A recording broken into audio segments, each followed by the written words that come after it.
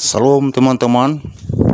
Di sini kita mau melihat dan mendengarkan daripada diskusi atau boleh dikatakan ya seperti pembelajaran atau belajar lah ya kepada Bapak Gracia Pelo ini. Dia ini sebagai dosen besar teologi umat Kristen.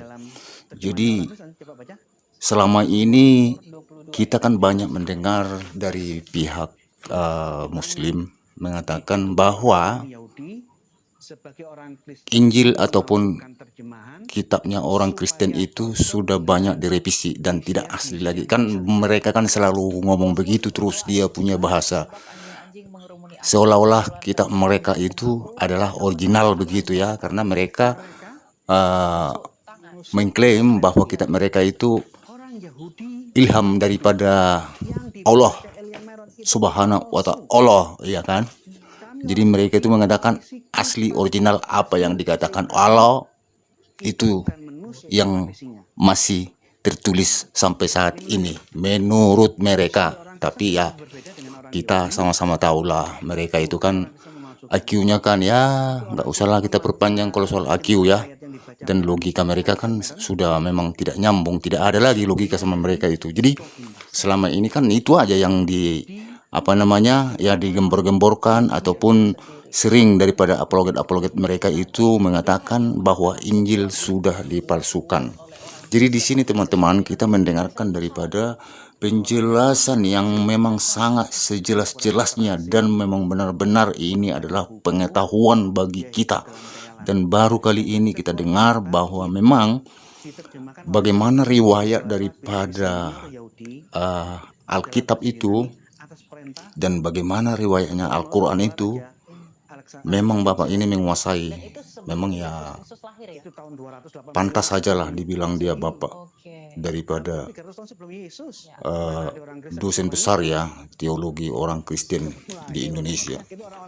Jadi Bapak ini memang bukan saja asal usul daripada Alkitab orang Kristen itu yang dia paham dan mengerti. Dan awal mulanya itu dia tahu bahwa bahasa apa pertama diucapkan pada saat ini, pada saat waktu kitab ini diterbitkan ataupun dibuat ataupun ditulis, dan berbagai macam bahasa, artinya bukan satu bahasa, yang ada yang bahasa Aramik, pokoknya ada beberapa bahasa begitu ya. Jadi bukan semuanya setiap misalnya kitab suci itu bahasa Aramik awalnya atau Yunani begitu, bukan. Dia menurut penjelasan Bapak ini memang ada perbedaan-perbedaan bahasa pada saat ataupun zaman-zaman dulu begitu kitab ini dituliskan ya. Jadi memang ada perubahan-perubahan dan berapa kali ada perubahan-perubahan. Setelah ditulis contohnya ada lagi perubahan ataupun bisa katakan bahasa sekarang direvisi ya. Memang benar direvisi, ada direvisi, dan itu adalah yang direvisi itu artinya itu wajar-wajar aja dan bukan saja bagi misalnya kitab suci umat Kristen. Menurut Bapak ini bahwasanya Quran itu pun sudah beberapa kali juga direvisi. Ada beberapa kali, ada 3 kali atau 4 kali direvisi. Dan pada zamannya si A pada saat itu berkuasa direvisi, si B kembali lagi berkuasa direvisi, si C berkuasa direvisi lagi Quran. Jadi banyak juga tahapan-tahapan revisi juga. Jadi menurut Bapak ini kalau soal revisi-merevisi daripada isi kitab suci itu adalah hal yang biasa. Jadi bukan misalnya cuma hanya orang Kristen yang merevisi. Artinya merevisi itu dari segi bahasa yang direvisi begitu loh, bukan misalnya makna daripada pemberian dari awal itu yang direvisi. Sebenarnya tulisan ataupun pemberitahuan dari awal itu sebenarnya yang terjadi begitu. Cuma untuk memberikan pengertian yang jelas itu ya diganti dengan bahasa-bahasa yang bisa lebih dipahami orang, kira-kira begitulah menurut Bapak ini ya. Di sini memang sangat berharga sekali dengan ilmu Bapak ini bagi kita yang belum pernah mendengarkan bagaimana sebenarnya dan dari mana silsilah dari kitab suci yang ada di agama kita, terutama ya agama kita. Dan Bapak ini juga mengetahui dan tahu juga bagaimana silsilah daripada Al-Quran itu sebenarnya. Di sini teman-teman, mari kita lihat dan kita simak daripada pembelajaran yang diberikan Bapak Gracia ini. Silakan dan mari kita dengarkan teman-teman. Selamat siang Pak Gracia. Selamat siang Elia. Oke, hari ini kita akan ngobrol banyak nih Pak tentang Alkitab, berhubung dengan Pak Gracia Pelo merupakan narasumber yang capable dalam hal ini teman-teman. Ya, di dalam episode ini kita akan berbicara tentang Alkitab. Nah, ini banyak nih Pak Gracia tuduhan orang-orang tentang Alkitab tuh udah dipalsukan, bahwa Alkitab tuh tidak original lagi, sehingga ngapain kita percaya kepada Yesus sedangkan Alkitab yang menjadi sumber Yesus Kristus itu aja sudah dipalsukan. Nah, bagaimana Pak Gracia menanggapi hal ini? Ya, terima kasih Elia. Ya. Maaf, saya akan menjelaskan gaya dosen karena memang saya dosen teologi. Ya. Alkitab itu di dalam iman Kristen itu bukan sesuatu yang turun dari langit utuh, tetapi dia diturunkan, diilhamkan Allah, masuk di dalam sejarah, dan mengalami transmisi antara generasi ke generasi ribuan tahun yang lalu sampai hari ini. Ya.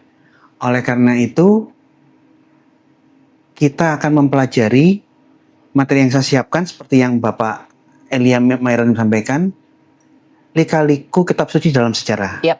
Jadi jangan terlalu cepat menjustifikasi ini palsu apa nggak palsu. Nanti saya akan jelaskan sejarah Alkitab dan kritik tes Alkitab beserta perbandingannya sejarah Quran dan kritik tes Al-Quran. Ini saya arahkan ke kajian akademis mengenai doktrin dan keyakinan. Tahan dulu ya. Iya. Kita ngomong kajian akademisnya. Jadi lebih profesional gitu ya Pak ya? Ya, Oke. lebih ke ilmunya, ke akademiknya. Materi saya tentang hari ini yang saya siapkan itu kitab suci dalam lika-liku sejarah.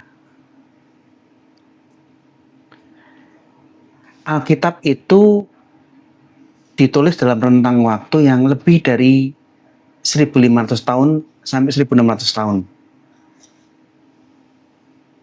Artinya ada ribuan tahun, ada banyak generasi yang menulisnya hingga utuh seperti yang kita pakai. Ya. Beda dengan Al-Quran, Al-Quran itu turun di dalam satu momen, satu masa kenabian Muhammad, di dalam satu bahasa, dalam satu budaya. Oke. Jadi latar belakang adanya kitab suci Alkitab dan Al-Quran itu beda. Beda ya. Al-Quran pada waktu diturunkan menurut keyakinan Muslim oleh Jibril kepada Muhammad, itu tidak utuh dalam bentuk buku. Tersebar dalam bentuk lembaran, ada yang ditulis di tulang unta, di pelepah kurma, di ingatan-ingatan para sahabat, ada yang di perkamen-perkamen termasuk kertas. Ini semua baru dikumpulkan di zamannya Utsman bin Affan. Sekitar 25 tahun setelah Muhammad meninggal. Penulisan Al-Quran yang pertama kali itu masih menggunakan huruf Paleo Arab. Belum ada tanda baca. Berbeda dengan Arab sekarang ya Pak? Beda. Oke. Tapi ini saya nggak akan bahas ke situ. Ya. Saya hanya sampaikan lisan bahwa teks Al-Quran yang pertama kali di saat Muhammad mengaku menerima wahyu dari Jibril yang disampaikan oleh sahabat-sahabat, ditulis di zaman itu dalam bentuk Paleo Arab. Belum ada nikut, belum ada syakal tanda baca, belum ada diakritik. Pembuatan tanda baca yang pertama kali itu di zamannya dinasti Umayyah Adu Ali. Ini boleh kasih titik tanda bacanya dibedakan antara huruf ba, nun, ta, itu mau dibedakan. Ya. Supaya orang nggak keliru pembaca. Edisi yang kedua, penyempurnaan tanda baca itu dilakukan di zamannya Abdul Malik bin Marwan. dia memerintahkan gubernurnya Al-Hajjaj untuk menyempurnakan tanda syakal yang sudah dibuat pertama kali oleh Adu-Ali. Hal ini belum selesai. Masih ada lagi penyempurnaan huruf Arab di zamannya dinasti Abbasiyah. Di zamannya dilakukan oleh Khalil bin Ahmad tahun 791. Muhammad meninggal 623. Berarti hampir 100 tahun ya? Ada berbagai edisi, revisi. Jadi ada revisi yang pertama dilakukan oleh Adu-Ali di zamannya dinasti Umayyah, kemudian direvisi lagi di zamannya Abdul Malik bin Marwan, gubernurnya Al-Hajjaj, direvisi yang terakhir oleh Khalil bin Ahmad. Ada berbagai revisi. Ya. Hal ini pun juga terjadi di semua kepercayaan, semua kitab suci. Tidak hanya Alkitab dan Al-Quran. Upanishad itu turun antara tahun 700 sebelum Masehi sampai 400 Masehi. Kitab Weda pun juga punya edisi-edisi manuskrip berbagai zaman. Jadi saya rasa ini ya kasus yang dihadapi semua agama ya. Ya. Oleh karena itu, kalau kita ngomong tentang perjanjian lama, orang selalu menganggap perjanjian lama itu bahasa Ibrani. Itu betul, tapi tidak sepenuhnya betul. Mengapa demikian, Pak? Bukankah orang Yahudi berbahasa Ibrani? Iya, tapi tidak semuanya betul. Oke. Betul yang kurang betul. Kira-kira gitu. Oke. Pertama ya, betul. Mayoritas Alkitab perjanjian lama itu bahasa Ibrani. Tapi ada sebagian yang ditulis dalam bahasa Aramaik. Aramaik. Ini yang menjadi indikasi ada perubahan bahasa yang dipakai oleh orang-orang Jewish, etnik Yahudi, orang etnik Israel. Dia sudah tidak lagi menggunakan bahasa sehari-hari bahasa Ibrani. Saya tunjukkan buktinya. Saya coba mau tanya, ada yang tahu nggak kapan ayat Alkitab pertama kali ditulis dalam bahasa Aramaik di dalam perjanjian lama?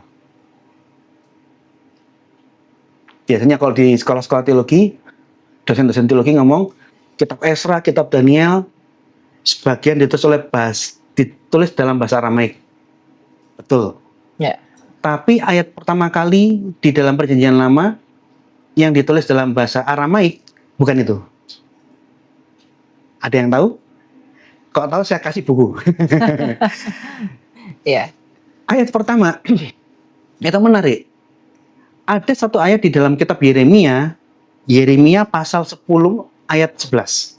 Yeremia pasal 10 ayat 11. Ini ayat yang pertama kali menurut saya ya. Mungkin kalau saya keliru tolong dikoreksi. Setahu saya ayat pertama kali perjanjian lama yang ditulis dalam bahasa Aramaik Yeremia 10 ayat 11. Beginilah harus kamu katakan kepada mereka, para Allah yang tidak menjadikan langit dan bumi akan lenyap dari bumi dan dari kolong langit ini. Betul, Yeremia. Ini dalam bahasa Indonesia. Ya. Yang maksud bahasa aslinya. Oke. Coba saya lihatkan bahasa aslinya ya. Ya. Dalam bahasa aslinya, kalau Anda mau buka Sturgetensia, Hebrew Bible Leningrad atau Hebrew Bible Sturgetensia, tertulis Kitna Temerun Elehaya Disamaya We Arka.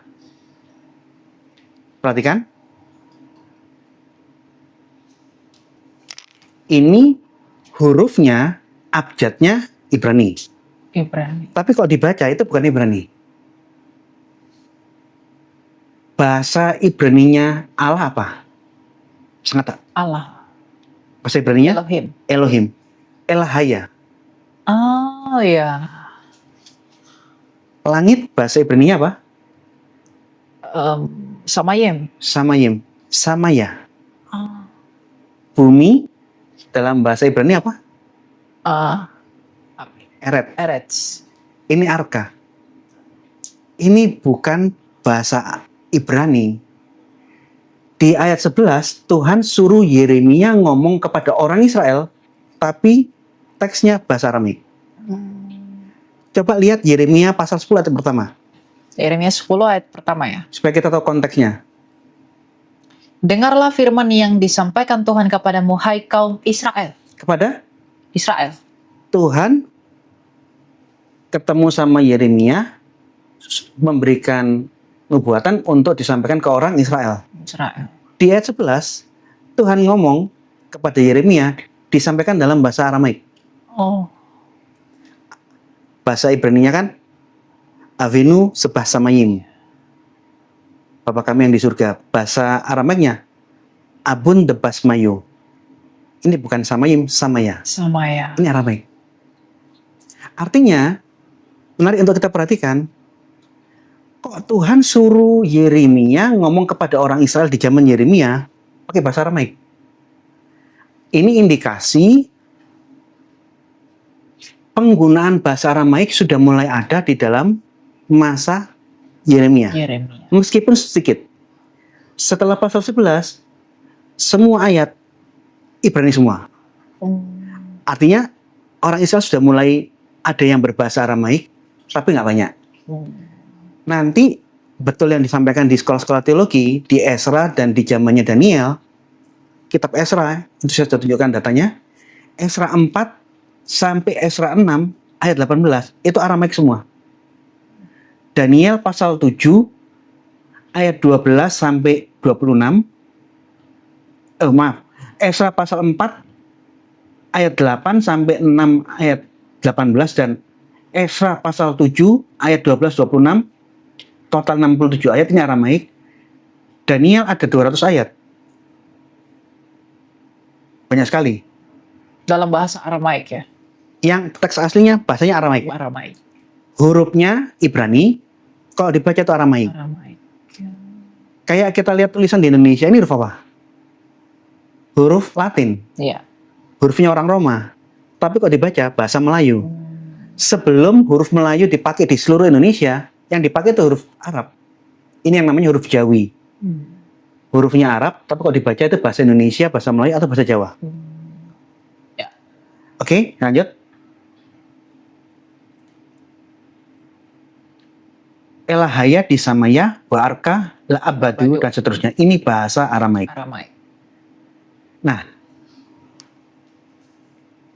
yang menarik kalau saya baca di Encyclopedia of Jews, Encyclopedia of Jewish Life and Thoughts, pada waktu saya baca di dalam ensiklopedia Yahudi ini, ada catatan di dalam Ezra, bagian Ezra.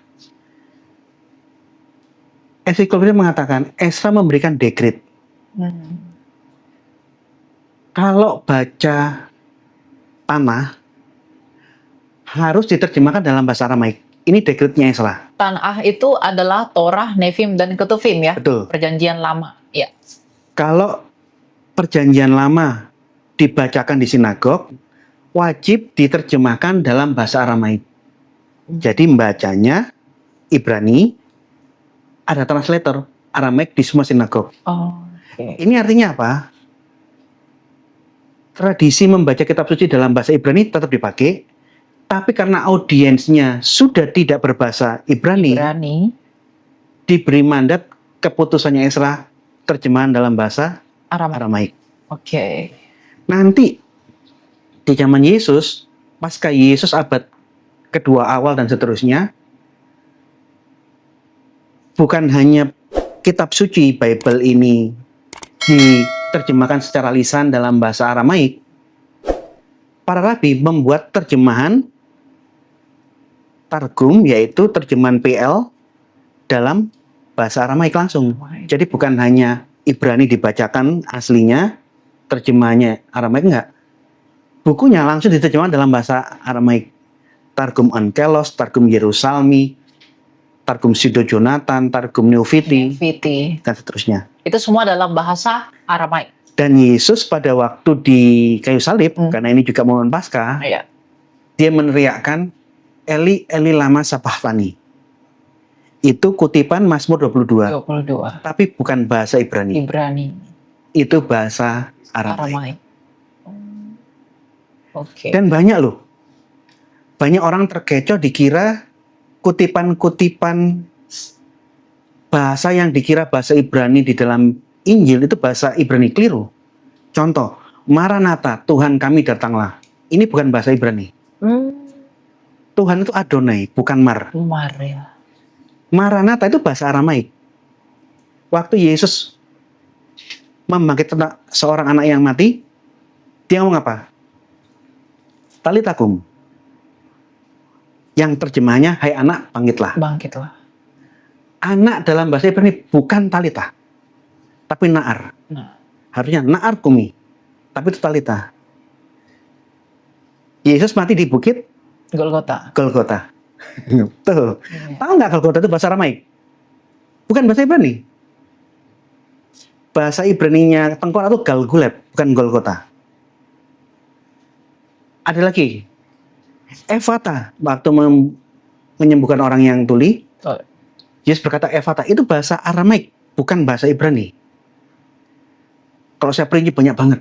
iya. Ini artinya apa? Ini fakta etnisnya Israel, etnisnya bangsa Yahudi, Yahudi. tapi bahasa yang dia pakai sudah lagi tidak bahasa Ibrani. Oleh karena itu kita paham seluruh Talmud Babilonia, Talmud Yerusalem, semua targum adalah terjemahan-terjemahan para rabi dan tulisan-tulisan para rabi, semua dalam bahasa Aramaik. Aramai. Oke. Ya. Kemudian di dalam perjalanan sejarah, Alkitab nggak hanya di bahasa Aramaik masuk ke dalam Alkitab. Kita kan mengenal yang namanya Septuaginta kan? Ya. LXX. Septuaginta itu perjanjian lama dalam bahasa Yunani yang dikerjakan di Alexandria Iya. dalam bahasa Yunani Ya. oleh 72 rabi. Rabi. Nah, ini menarik. Ini menarik. Kenapa? Kenapa perjanjian lama diterjemahkan dalam bahasa Yunani? Karena memang Yunani penguasa dunia Mediterania. Bahkan Alexandria itu kota Helenis yang terbesar saingannya Athena. Orang kalau mau belajar matematika, arkeologi, ilmu bangunan, kedokteran, filsafat, tidak harus ke Athena, larinya ke Alexandria. Oleh karena itu, banyak penganut agama Yahudi yang sudah tidak berbahasa Ibrani, lebih familiar dengan bahasa Yunani. Untuk konteks yang di Eretz Israel, di daerah Israel, mereka lebih familiar dalam bahasa Aramaik. Aramai. Yang mengerjakan Alexek di zamannya Ptolemeus kedua, ibunya orang Mesir, Bernice. Ini terjemahan 70 rabi. Nah, hal ini perlu saya angkat sedikit supaya kita ngerti tentang lika-liku kitab suci dalam sejarah ya. Ya. Terjemahan orang Kristen itu seringkali dianggap palsu oleh orang Yahudi. Ya. Sering. Orang Kristen memalsukan 22 ayat 16-17 karena menurut terjemahannya orang Yahudi bukan menusuk tangan dan kaki di dalam Jewish Publication of Old Testament itu diterjemahkan seperti singa tangan dan kakiku. As a lion, like a lion, they are at my hand and my feet. Sedangkan di dalam terjemahannya orang Kristen, coba baca. Mazmur Mazmur 22 ya. ayat 17. Ini terjemahan yang dituduhkan oleh orang Yahudi sebagai orang Kristen ini memalsukan terjemahan supaya cocok dengan Mesias Yesus yang disalibkan. Oh, ya. Mazmur 22 ayat 17, sebab anjing-anjing mengerumuni aku, gerombolan penjahat mengepung aku, mereka menusuk tangan dan kakiku. Mereka Menusuk tangan menusuk tangan dan dan kaki. kakiku. Orang Yahudi menuduh yang dibaca Elia Meron itu palsu. Kami orang Yahudi yang mewarisi kitab asli bahasa Ibrani itu bukan menusuk tapi singa. Oke. Nah, ini menarik. Sumber orang Kristen kenapa berbeda dengan orang Yahudi? Bukan orang Kristen memalsukan, tapi orang Kristen menerjemahkan ayat yang dibaca Meron, Alisa Meron, sumbernya dari Septuaginta Septuaginta. yang diterjemahkan oleh orang Yahudi sendiri. Yahudi sendiri. Kita tidak pernah buat-buat kitab suci. Berarti tuduhan yang mengatakan Septuaginta dibuat-buat oleh orang Kristen agar sesuai dengan teologi Kristen itu salah dong, Pak? Itu orang yang kurang literasi itu. Dia kurang literasi, kurang baca buku, dia hidup dalam khayalan. Septuaginta itu diterjemahkan oleh 70-72 rabi-rabi senior Yahudi ke dalam bahasa Yunani atas perintah Ptolemeus kedua Raja Raja Mesir waktu itu.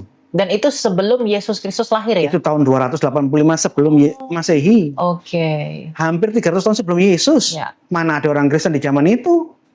Oke. Yesus belum lahir. Itu orang-orang yang kurang literasi saya. Ya. Orang yang kurang literasi menurut saya. Nah, terjemahan Septuaginta ini ditolak semua orang Yahudi. Yahudi. Oke. Tapi menarik.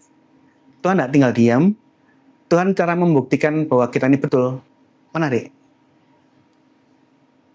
Sebelum saya menunjukkan naskah Qumran, ada Alkitab studi yang menampilkan Masoretic text, tapi ada catatan kaki kalau ada varian-varian manuskrip yang berbeda katanya diberi catatan. Ada notasinya. Nih.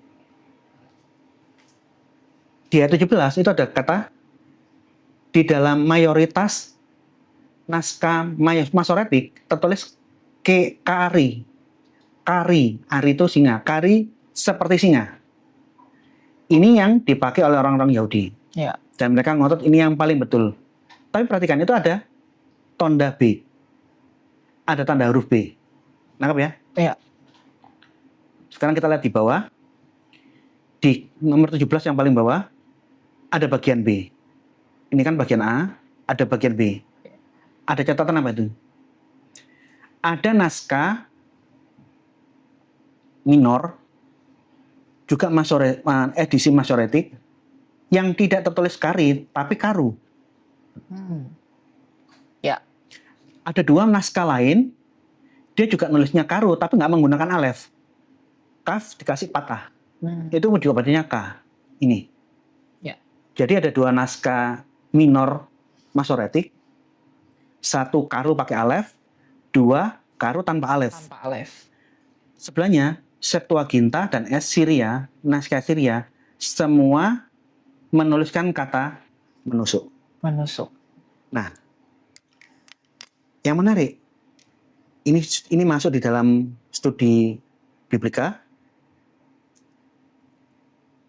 Ini ada kesalahan penyalinan. Pada waktu orang menulis secara manual, abjad demi abjad, kata demi kata, kalimat demi kalimat, itu pasti ada kelelahan karena masalah teknis, sehingga ada penyalinan yang kurang sempurna. Ini enggak bisa. Misalnya goresan-goresan dan lain sebagainya gitu ya Pak? Oh. Kari itu kan yod, yang terakhir kan yod. Seperti koma tapi di atas. Tapi kalau kamu goresnya kamu turunkan ke bawah, itu terbaca W, U, karu. Karu. Nangkep nggak? Jadi kalau kamu nulisnya gini ya, gini, ini bacanya kari, I, terbaca I. Tapi kalau kamu nulisnya gini, ke bawah, terbaca U, karu. Karu. Ini artinya kesalahan teknis para penyalin-penyalin yang menyalin secara manual, tangan kata demi kata. Nulis karu ada dua, bisa kaf, res, waw, tanpa alef, dikasih tanda patah, karu, bisa kaf, alef, ini yang lebih tua lagi ya karu, sama aja bacanya. Ya. Hanya Sama-sama karu ya, cuma penulisannya beda ya. cara menulisnya beda. Ya. Nah, pada waktu ada penemuan Qumran, Naskah Qumran. Naskah Qumran itu naskah apa nih Pak? Biar naskah Qumran itu kumpulan naskah-naskah yang disalin oleh sekte Esseni di Qumran. Itu ada, kalau nggak salah, 6.000 gulungan lebih PL. Ada naskah-naskah apokaliptik versinya sekte Esseni. Ada naskah-naskah tentang aturan tata ibadah, doktrin sekte. Itu totalnya puluhan ribu. Oke. Alkitab aja ada hampir 6.000 lebih. Di salah satu Begitulah teman-teman daripada pembelajaran dan penjelasan daripada Bapak Gracia Pelo ini. Semoga apa yang dia katakan memberikan ilmu buat kita, karena bagaimanapun dan termasuk kepada diriku sendiri, baru kali ini saya dengar ada penjelasan tentang dari mana dan kapan dan Itu benar. bagaimana sebenarnya pembentukan daripada kitab suci ataupun Injil itu dari dulu sampai sekarang bisa terjadi sehingga kita bisa meyakini dan mempercayai dengan kata-kata itu. Ternyata penjelasan itu sudah diberikan daripada Bapak daripada Gracia Pelo ini. Teman-teman, terima kasih sudah menonton video ini.